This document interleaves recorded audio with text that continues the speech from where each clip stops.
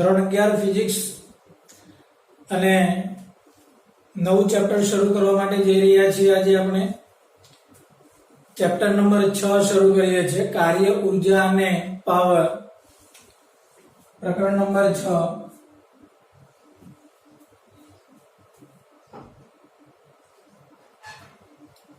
કાર્ય, ઊર્જા અને પાવર। સ્પષ્ટ છે શબ્દ પરથી જ કે આ ચેપ્ટરની અંદર આપણે અગત્યના ભણવાના ટોપિક 3 છે। એક તો કાર્ય, બીજું ઊર્જા અને ત્રીજું છે પાવર। તો મિત્રો અહીંયા આ 3 ટોપિક ભણીએ તેની પહેલા એક ટોપિક અદિશ ગુણાકારનો છે। તમારે જે હાલ ચેપ્ટર શરૂ છે, ચેપ્ટર નંબર 4, તેમાં સદિશોના બે પ્રકારના ગુણાકારો આવે છે, એક અદિશ ગુણાકાર અને બીજો સદિશ ગુણાકાર। તો મિત્રો આજે આપણે ટોપિક નંબર 6.1.1 જોઈએ છે।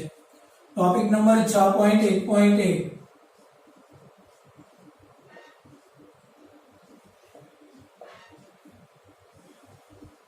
અદિશ ગુણાકાર।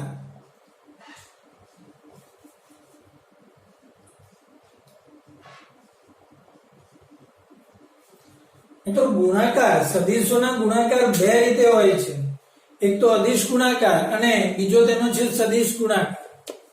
હવે આ બંને ગુણાકારમાં શું ફરક છે?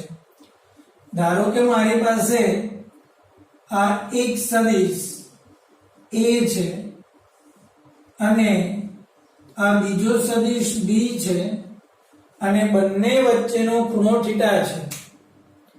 તો મિત્રો આ બંને સદિશોના ગુણાકાર બે રીતે થાય છે। નંબર 1, જો તમે સદિશ a અને સદિશ b વચ્ચે ડોટ કરો છો તો આને અદિશ ગુણાકાર તરીકે ઓળખવામાં આવે છે, જેને ડોટ ગુણાકાર પણ કહીશું। શું કહીશું? આને અદિશ ગુણાકાર અથવા તો ડોટ ગુણાકાર તરીકે પણ તેને ઓળખીશું આપણે। પણ નંબર 2, જો તમે સદિશ a અને સદિશ b વચ્ચે ક્રોસ કરો છો તો મિત્રો આ સદિશ ગુણાકાર છે।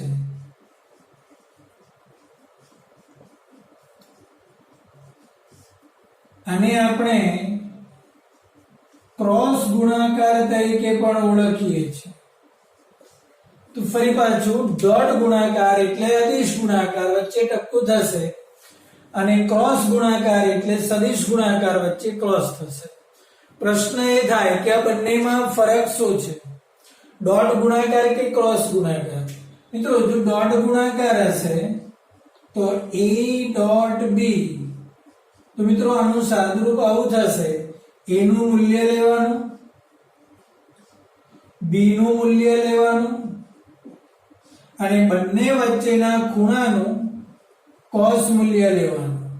એટલે તમારો જવાબ શું થશે? a નું મૂલ્ય, b નું મૂલ્ય, cos θ। મતલબ કે a ના મૂલ્યને a કહીએ, b ના મૂલ્યને b કહીએ અને આ cos θ। તો મિત્રો આ a ડોટ b બરાબર સૂત્ર થયું ab cos θ। આને આપણે ડોટ ગુણાકાર તરીકે ઓળખીશું। અચ્છા, આને આપણે અદિશ ગુણાકાર તરીકે પણ ઓળખીએ છીએ। કેમ? એટલા માટે કે આ બે સદિશ છે। અહીંયા તમે જોઈ શકો છો, આ જે બે, આ a સદિશ છે, આ b એ પણ સદિશ છે, પણ એનો જે આન્સર આવ્યો એ અદિશ છે। માટે બે સદિશોનો આ અદિશ ગુણાકાર તરીકે ઓળખવામાં આવે છે। તો એ વાત ક્લિયર?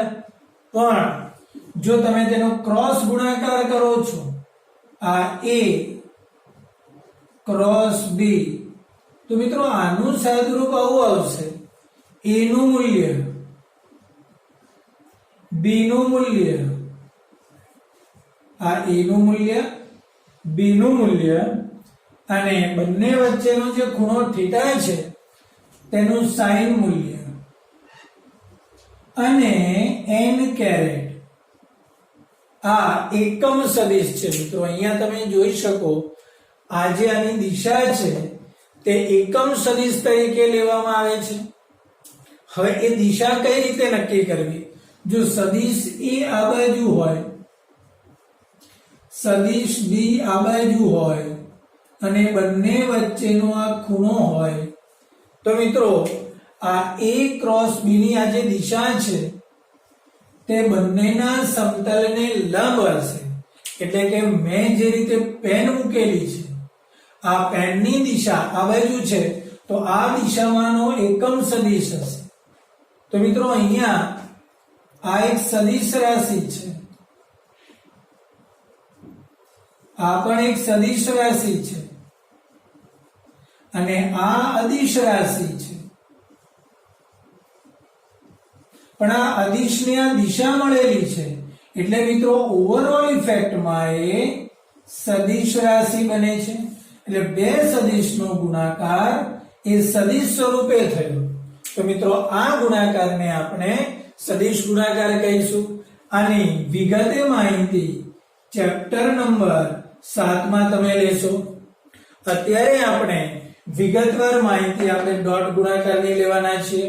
મિત્રો અત્યારે આપણો પ્રશ્ન નંબર 2 શરૂ છે કે જેમાં અદિશ ગુણાકાર અને સદિશ ગુણાકારની વ્યાખ્યા આપવાની કહે છે.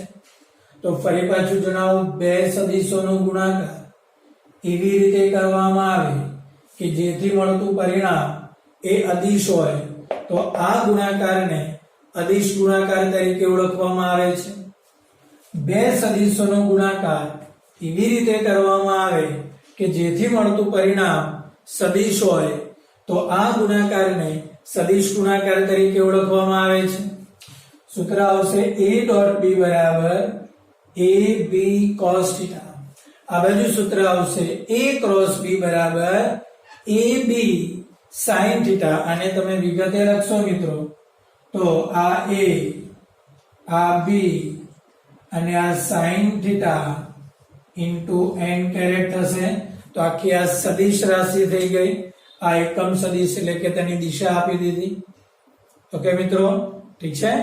આની વિગતવાર માહિતી તમે ચેપ્ટર નંબર 7 ની અંદર શરૂઆતમાં ભણશો. અત્યારે આપણે આ અદિશ ગુણાકારની ડિટેલમાં માહિતી લઈએ. તો આ થયું આપણો ચેપ્ટર. આપણે પ્રશ્ન નંબર 2. મિત્રો ત્રીજો પ્રશ્ન છે, બે સદિશોના અદિશ ગુણાકારનું ભૌમિતિક સ્વરૂપ સમજાવો.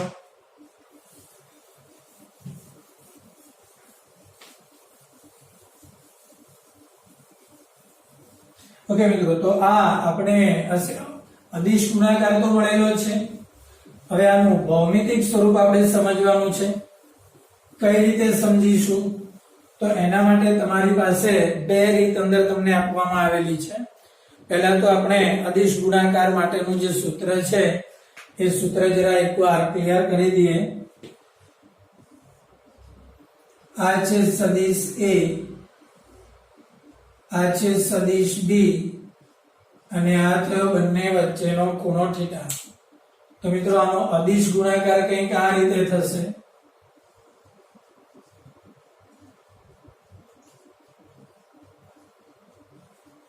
a ડોટ b બરાબર ab cos θ. ઓકે, હવે આપણે શું કરવું છે? આનું ભૌમિતિક અર્થઘટન. તો મિત્રો ભૌમિતિક અર્થઘટન કરવા માટે હું એક કામ કરું. આ જે સદિશ છે, અચ્છા આપણે અલગ જ આકૃતિ બનાવીને તેના માટેનું કામ કરીએ. આ સદિશ a, આ સદિશ b અને આ રહ્યો ખૂણો થીટા. તો હું એક કામ કરું મિત્રો, સદિશ a પરથી b પર લંબ ડ્રો કરું. આ ઓ, આ એનું શીર્ષ કહેવાય. તો એ શીર્ષ પરથી બી પર હું લંબ ડ્રો કરીશ. આ લંબ ડ્રો કર્યો. આ બિંદુને એમ તરીકે ઓળખીએ. તો મિત્રો આ OM એ શું થયું? તો મિત્રો અહીંયા સ્પષ્ટ રીતે જો આ A હોય તો OM બરાબર A નો B પરનો પ્રક્ષેપ કહી શકાય. આ OM ને શું કહી શકાય? સદિશ A નો સદિશ B પરનો પ્રક્ષેપ કહી શકાય. અચ્છા, પ્રક્ષેપ નથી બોલવો તો ઘટક પણ બોલી શકાય. તો મિત્રો આ A cos θ બોલાય. શું બોલાય આને? આ A નો B પરનો જે પ્રક્ષેપ પડ્યો તો આને A cos θ તરીકે ઓળખી શકીએ. આવે છે વાત સમજમાં? હા, ફરી પાછું મેં ક્યાંથી ક્યાં લંબ દોર્યો? A ના શીર્ષ પરથી B પર લંબ દોર્યો તો OM મળ્યો. તો આ જે OM મળ્યો તેને A નો B પરનો પ્રક્ષેપ બોલાય અથવા ઘટક બોલાય. તો મિત્રો અહીંયા કાટકોણ ત્રિકોણ બન્યો. જો આ થીટા, આ કર્ણ બન્યો, આ કર્ણની બે બાજુ બની. બરાબર છે? આ જોઈ શકો છો તમે. આ કાટકોણ ત્રિકોણ, આ લંબ થયો. તો આ A હોય, આ થીટા હોય તો આ બાજુનું માપ A cos θ બને. હવે છે વાત સમજમાં? હવે આ સૂત્ર પર આપણે પાછા આવીએ. એક કામ કરો, B ને અલગ કરો તો બાકીમાં શું બચ્યું? A cos θ. ઠીક છે? ચાલો હવે તો આને તમે શું લખી શકો? આને શું લખાય? તો કે B નું મૂલ્ય ગુણ્યા આને શું લખી શકાય? તો કે A નો B પરનો પ્રક્ષેપ. બોલો આવે છે વાત સમજમાં? આ શું થયો? A cos θ એટલે A નો B પરનો પ્રક્ષેપ. તો મિત્રો A ડોટ B ને શાબ્દિક રીતે બોલવું હોય તો શું બોલાય? B નું મૂલ્ય ગુણ્યા B નું મૂલ્ય ગુણ્યા A નો B પરનો પ્રક્ષેપ. હવે બીજી રીતે કરીએ. હવે આ જ આકૃતિ ફરી પાછું રિપીટ કરું. આ સદિશ B, આ સદિશ A, આ ખૂણો θ.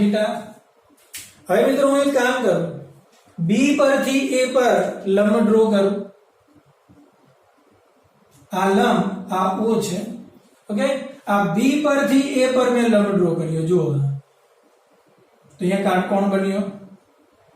તો મિત્રો આજે આને હું n કહું તો મિત્રો આપણો સદિશ A કન્ફર્મ છે.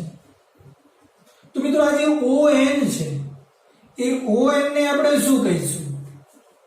આજે તમે ON જુઓ છો તો જેવી રીતે OM A A no B પરનો પ્રક્ષેપ પડ્યો તો એવી રીતે ON A B no A પરનો પ્રક્ષેપ બનશે. એટલે આને હું શું લખી શકીશ? સદિશ B નો સદિશ A પરનો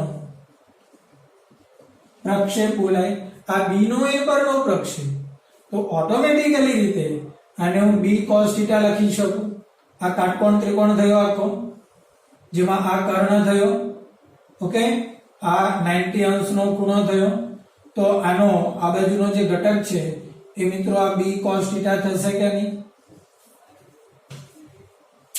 હવે છે વાત સમજમાં? ક્લિયર? ઓકે, તો હવે હું એક કામ કરું. અહીંયા મારે આ બે પદ નથી લખવા તો હું શું લખીશ? આ B ને આગળ કરું, આ A ને આગળ રાખું તો બાકીનું શું બચશે? B cos θ. તો આને શું લખાય મિત્રો? A નું મૂલ્ય ગુણ્યા આને શું લખાય? સિમ્પલ, સદિશ B નો સદિશ A પરનો પ્રક્ષેપ.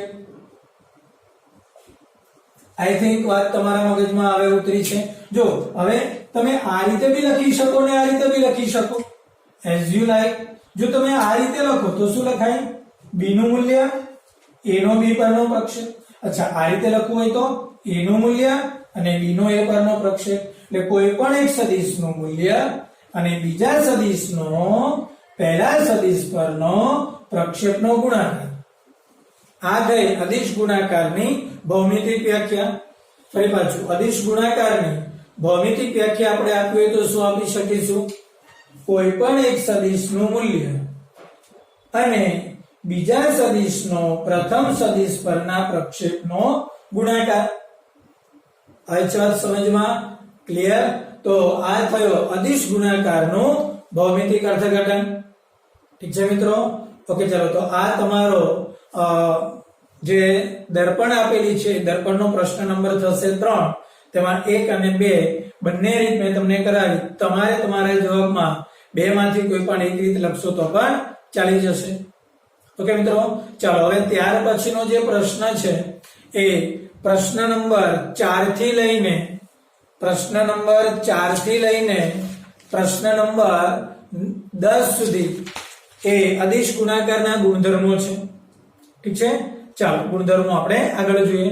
મિત્રો, તો ત્યાર પછી જે તમારો પ્રશ્ન નંબર 4 છે એમાં ક્રમનો નિયમ છે. હવે આ ક્રમનો નિયમ એટલે શું? તો કે ડોટ ગુણાકારમાં ક્રમનો નિયમ પડાય છે, ક્રોસ ગુણાકારમાં ક્રમનો નિયમ નથી પડાતો. એ તમે 7મા ચેપ્ટરમાં જોશો. દાખલા તરીકે હું તમને એમ કહું કે મારે a ડોટ b કરવો છે, તો શું કરશો તમે? અનુસાર કરો. a નું મૂલ્ય a, b નું મૂલ્ય b, cos θ. અચ્છા, જો હું b ડોટ a કરીશ મિત્રો, b ડોટ a, તો હું શું લખીશ? b નું મૂલ્ય a નું મૂલ્ય ઇન્ટુ cos θ. તો તમે સમીકરણ 1 જુઓ અને સમીકરણ 2 જુઓ, બંને એક જ છે. એનો મતલબ કે a ડોટ b બોલો કે પછી b ડોટ a બોલો, બંનેનો જવાબ એક જ આવે છે. એટલે આપણને એવું કહે છે કે અદિશ ગુણાકાર માટેના ક્રમનો નિયમ પડાય છે. ઓકે, તમે a નો b સાથેનો કે b નો a સાથેનો ડોટ ગુણાકાર કરશો તો જવાબમાં કોઈ જ ફેરફાર થવાનો નથી. એટલે કે ક્રમનો નિયમ પડાય છે. તો આ તમારી બુકની અંદરનો પ્રશ્ન નંબર થઈ ગયો 4. ઓકે, ત્યાર પછી આપણે પ્રશ્ન નંબર 5 પર જઈએ અને મિત્રો એ આપણને કહે છે વિભાજનનો નિયમ. હવે વિભાજનનો નિયમ શું છે? ડોટ ગુણાકાર માટેનો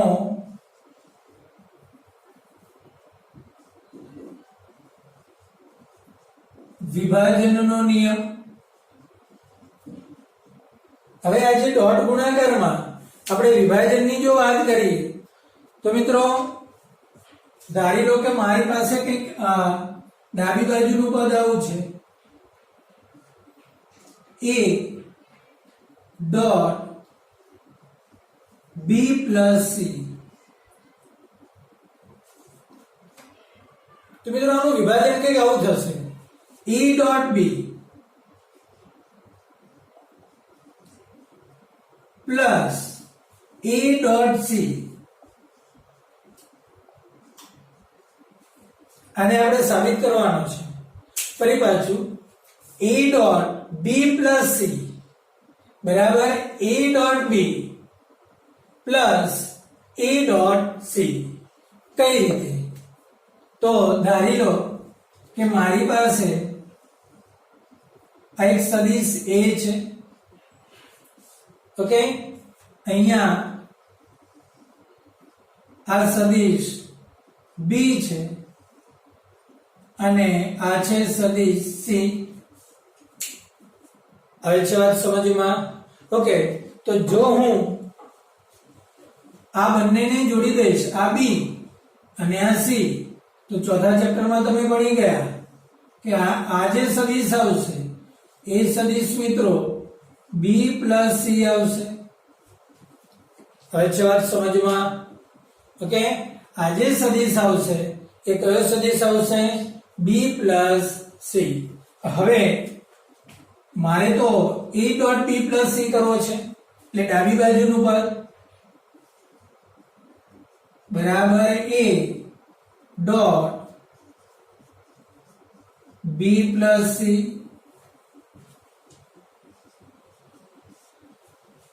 તો આના માટે શું કરવું પડે મારે? a નું મૂલ્ય, બરાબર ને? ઓકે, અને કૌંસમાં b પ્લસ c નો a પરનો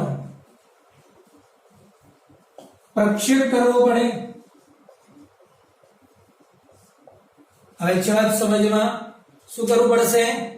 a નું મૂલ્ય અને b પ્લસ c નો a પરનો પ્રક્ષેપ. આ મારા માટે એક અલગથી સદિશ થઈ ગયો. એટલે સમજ મિત્રો. તો મિત્રો આ a નું મૂલ્ય એટલે આ a થઈ ગયો, અને b પ્લસ c નો a પરનો પ્રક્ષેપ જોતો હોય તો અહીંથી હું લંબ દોરીશ. તો આ o m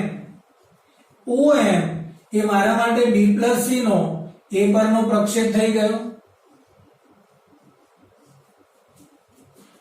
આવી વાત સમજમાં. ઓકે, ચાલો હવે હું એક લંબ અહીંથી દોરીશ અને આને હું n કહું. તો મિત્રો બહુ સ્પષ્ટ છે. OM બરાબર ON પ્લસ NM થશે. આ આખું જે OM છે એના બરાબર ON પ્લસ NM થશે. તો આને શું કહેવાય? આ ON ને b નો a પરનો પ્રક્ષેપ કહેવાય મિત્રો. આને શું કહેવાય? b નો a પરનો. અને આને શું કહેવાય?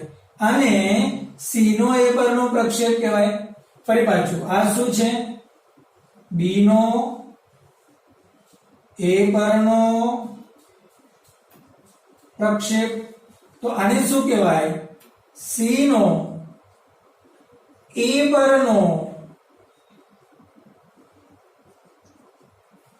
પ્રક્ષેપ કહેવાય. તો આ જે ભાગ છે એને આપણે બદલી કાઢીએ. આ a ને a જ રાખીએ.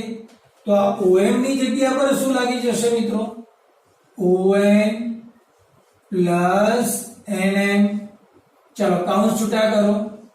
a into n. ચાલો પ્લસ આ કૌંસ છૂટા કરો. a into NN. તો આને તમે શું લખશો? a નું મૂલ્ય. અચ્છા, આને તમે શું લખશો? a નું મૂલ્ય ગુણ્યા આ ON ની જગ્યા પર b નો a પરનો પ્રક્ષેપ.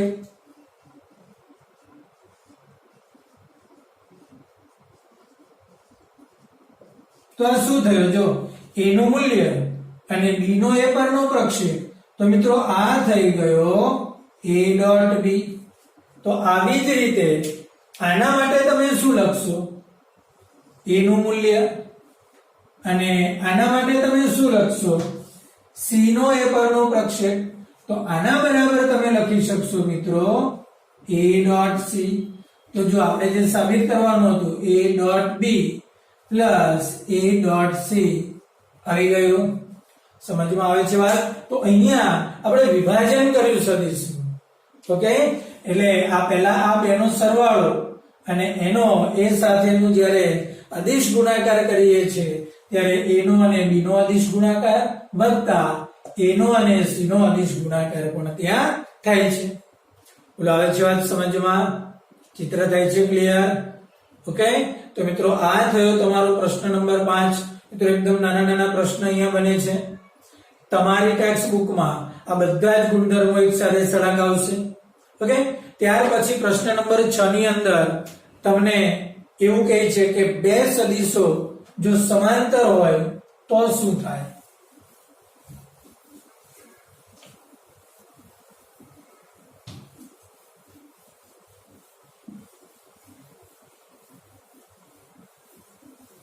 મિત્રો જો બે સદિશો સમાંતર હોય આવી રીતે, આ એક સદિશ a અને આ બીજો સદિશ b અને બંનેનો જો તમારે ડોટ ગુણાકાર કરવો હોય તો બહુ સિમ્પલ, a નું મૂલ્ય a, b નું મૂલ્ય b, cos 0 થશે અને cos 0 ની કિંમત 1 થાય તો તમારો આન્સર ab થશે. અચ્છા, જો કોઈ મને એવું પૂછે કે મારે સદિશનો પોતાની સાથેનો જ આ પણ સદિશ છે ને આ પણ સદિશ છે, સદિશનો પોતાની સાથેનો જ અદિશ ગુણાકાર કરવો હોય તો શું કરવું પડે? તો સિમ્પલ, a ડોટ a બરાબર a નું મૂલ્ય a, નું મૂલ્ય a, અહીંયા પણ ખૂણો 0 થાય તો મિત્રો આ a સ્ક્વેર થયો કે નહીં? તો આ સ્ક્વેર તમે જો દૂર કરો મિત્રો તો અહીંયા a બરાબર શું થશે? Under root a dot a. ટૂંકમાં સદિશનો પોતાની સાથેનો જ અદિશ ગુણાકાર કરી તેનું જો વર્ગમૂળ કરવામાં આવે તો સદિશનું પોતાનું મૂલ્ય મળે. ફરી એકવાર શું કરવામાં આવે? સદિશનો પોતાની સાથેનો જ જો અદિશ ગુણાકાર કરી તેનું વર્ગમૂળ કરવામાં આવે તો એ સદિશનું પોતાનું મૂલ્ય મળે છે. ઓકે, તો આ થયો તમારો ગુણધર્મ નંબર 3 અને તમારી ટેક્સ્ટનો પ્રશ્ન નંબર થઈ ગયો 5. અચ્છા, હવે ત્યાર પછીના પ્રશ્નમાં એવું કહે છે કે બે સદિશો જો એકબીજાને લંબ હોય એની સાથે જોઈ લઈએ. હવે જો બે સદિશો લંબ હોય, દાખલા તરીકે આ સદિશ a અને આ સદિશ b, આ બંને વચ્ચેનો ખૂણો 90 અંશનો છે તો શું થશે? બહુ સિમ્પલ મિત્રો, a ડોટ b જો હું કરીશ તો a નું મૂલ્ય b નું મૂલ્ય cos 90 થશે અને મિત્રો cos 90 નો આન્સર 0 આવે તો મિત્રો પરસ્પર બે લંબ સદિશનો અદિશ ગુણાકાર 0 થાય. જો આપણી પાસે બે સદિશો છે કે જે એકબીજાને લંબ છે તો મિત્રો તેમનો ડોટ ગુણાકારનું મૂલ્ય કેવું થશે? 0 થશે. ઓકે, હવે છે વાત સમજમાં? ક્લિયર? ચાલો, ત્યાર પછી તમે 8 નંબર પર ચાલો. તો કાર્તેજીય પદ્ધતિમાં એટલે કે જે i, j અને k ની વાત છે તેમનો ડોટ ગુણાકાર શું થશે?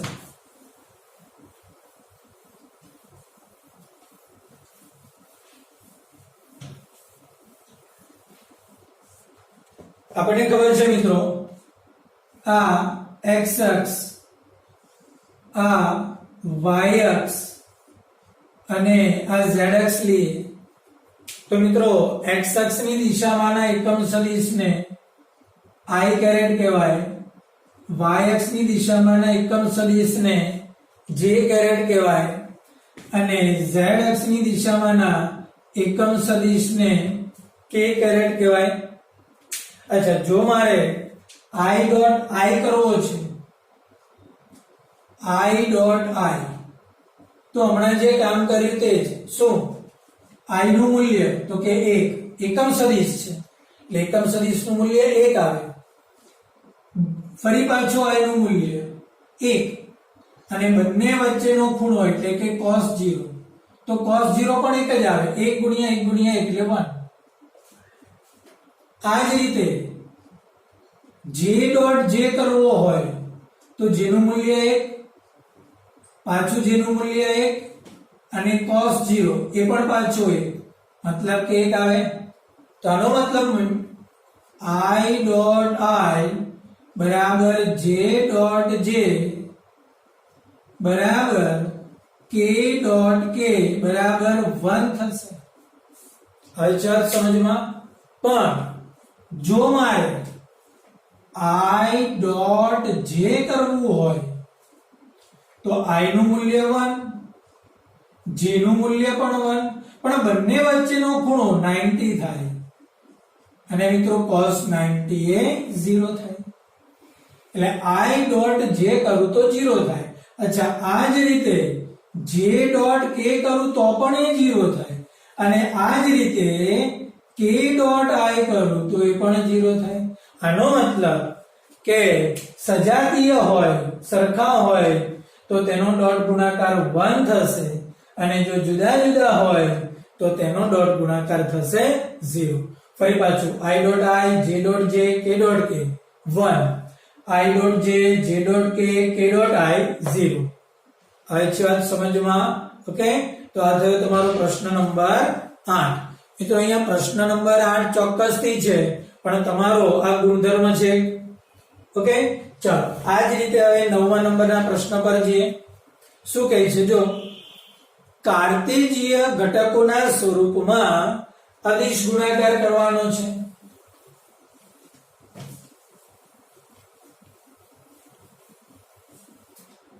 તો ધારો કે મારી પાસે બે સદિશ છે. સદિશ a બરાબર ax i caret plus ay j caret plus az k caret છે. અચ્છા, બીજો સદિશ b બરાબર bx i caret by j caret bz k caret છે. આ રીતે બે સદિશો છે મારી પાસે. ઓકે, મારે બંનેનો ડોટ ગુણાકાર કરવો છે. મતલબ કે a ડોટ b કરવો છે. તો શું થશે? આ a લખું પેલા axi ayj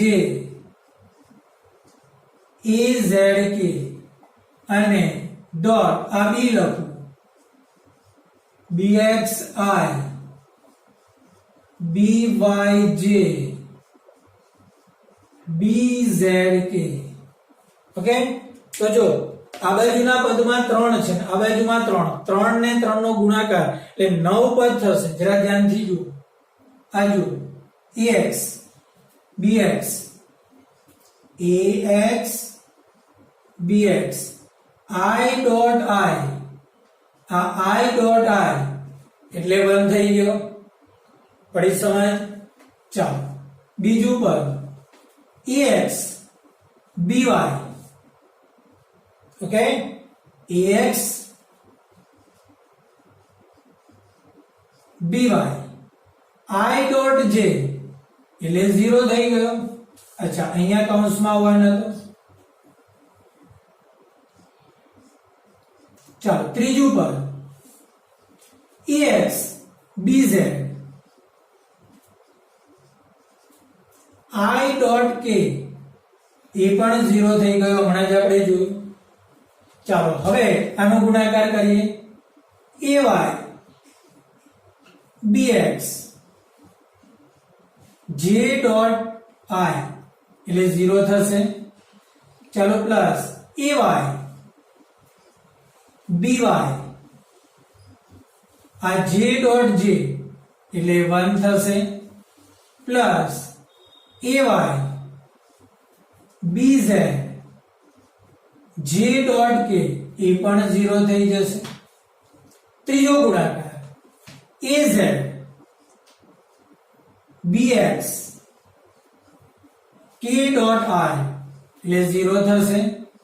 ચાલો ત્રીજો az by એમાં પણ k ડોટ j એટલે 0 થશે. પ્લસ az bz એટલે k ડોટ k એટલે 1 થઈ જશે. તો જો આમાંથી કેટલા પદ એ નીકળી જશે ને કેટલા પદ બચશે? તો જો આ 0 સાથેનો ગુણાકાર જેટલા પણ છે એ બધા જ કેન્સલ થવાના. તો શું બચ્યું? ax bx પ્લસ આ ay by પ્લસ આ az bz. આવી વાત સમજમાં? તો તમારે હવે વારંવાર આ રીત કરવાની જરૂર નથી. સીધો જ તમે જવાબ આપી શકો. ax bx plus ay by plus az bz. હવે છે વાત સમજમાં? તો આ થયો કાર્ટેશિયન પદ્ધતિમાં અદિશ ગુણાકાર. ઓકે, આ બંનેનો ગુણાકાર. વત્તા આ બંનેનો ગુણાકાર અને આ બંનેનો ગુણાકાર ને બધાનો શું કરી દો સરવાળો કાર્ટેશિયન પદ્ધતિમાં થયો ગુણાકાર ઓકે ત્યાર પછીનો છેલ્લો પ્રશ્ન અને આપણો છેલ્લો ગુણધર્મ છે કે બે સદિશો વચ્ચેનો ખૂણો કઈ રીતે મેળવવો ઓકે તો જો મારે બે સદિશો વચ્ચેનો ખૂણો મેળવવો છે મિત્રો અહીંયા સાથે જ આપણે પૂરું કરીએ મારી પાસે આવું સૂત્ર છે a ડોટ b બરાબર ab cos θ તો મિત્રો હું cos θ ને કરતા બનાવું શું થશે cos θ બરાબર a ડોટ b છેદમાં a નું મૂલ્ય અને આ b નું મૂલ્ય આ e ની જગ્યા પર મૂલ્ય a b ની જગ્યા પર મૂલ્ય b તો તમે θ ને કરતા બનાવો મિત્રો તો એ cos ઇનવર્સ આ cos સામે જાય એટલે cos ઇનવર્સ થાય a ડોટ b અને છેદમાં પડે a નું મૂલ્ય ડોટ b નું મૂલ્ય સીધું સિમ્પલ સૂત્ર છે હવે તમે અહીંયા કિંમત મૂકી શકો કઈ રીતે અચ્છા આની જગ્યા પર a ડોટ b ની જગ્યા પર તમે આ લખી શકો એટલે શું થાય ax bx plus ay by plus az bz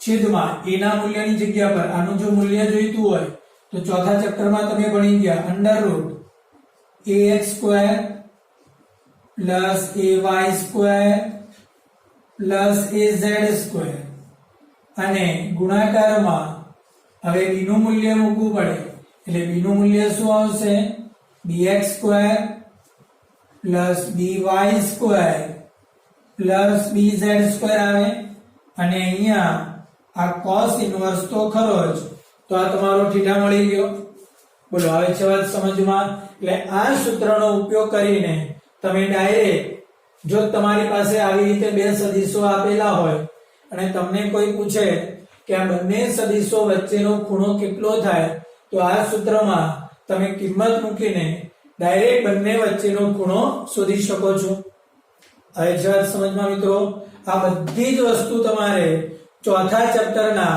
JEE નીટમાં આવે છે ઓકે છતાં પણ અહીંયા ચેપ્ટર 6 માં ડોટ ગુણાકાર અને ચેપ્ટર 7 માં ક્રોસ ગુણાકાર આપેલો છે એટલે આપણે તેની લીગલી ફોર્માલિટી પૂરી કરી ઓકે મિત્રો તો આજના લેક્ચર પૂરતું આટલું રાખીએ નેક્સ્ટ લેક્ચર માટે ફરી પાછા મળીશું